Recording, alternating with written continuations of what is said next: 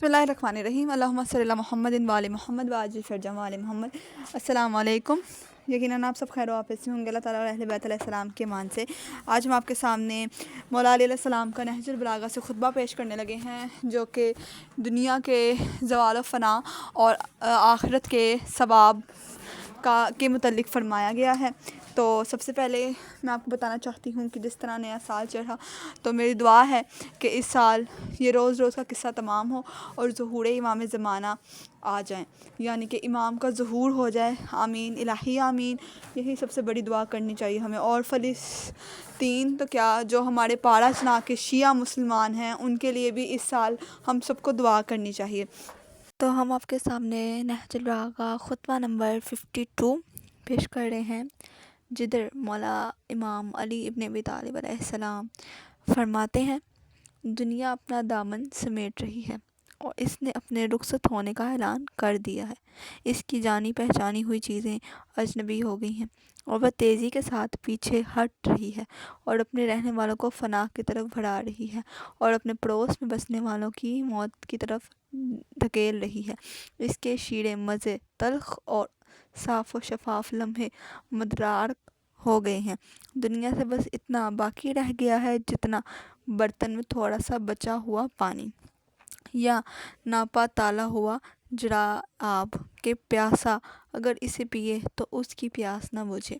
खुदा के बंदो, इस दारे दुनिया से कि जिसके रहने वालों के लिए ज़वाले अम्र मुस्लिम है, निकालने का तहैया करो।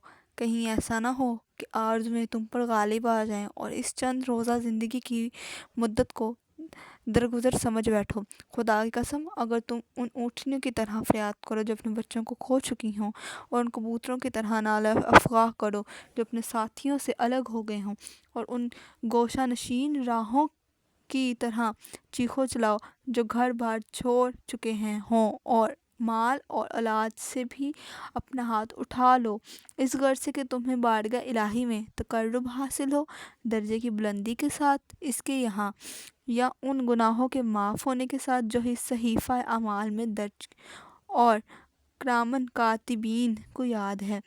तो वो तमाम बेताबी और नाला फ़रियाद उस सवाब के लिहाज से जिसका मैं तुम्हारे लिए उम्मीदवार हूँ, और इस अकाब के एतबार से जिसका मुझे तुम्हारे लिए खौफ व अंदेशा है, बहुत ही कम हो गई है।